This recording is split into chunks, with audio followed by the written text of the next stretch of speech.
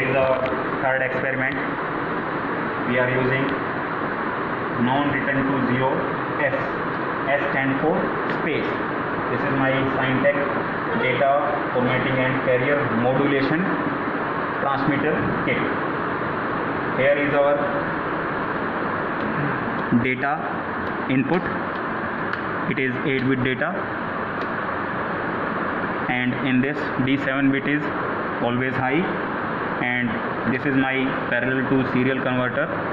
It will convert 8-bit parallel data into 8-bit serial data, and for this conversion we need a clock.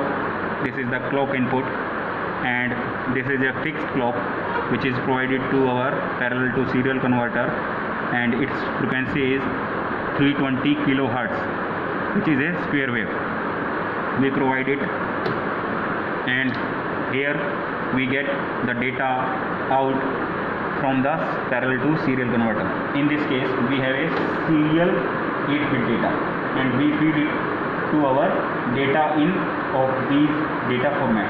Over here we have NRZ-S, non-return to zero space. S stands for space.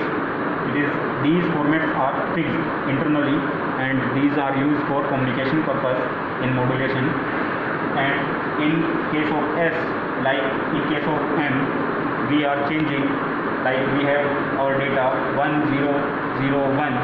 In this case, when 1 comes, our output changes, and when 0 comes, our previous case still continue. But in case of NRZ-S, it is opposite to NRZ-M. In this case, when 0 comes, our output changes, and when 1 comes, our output still same.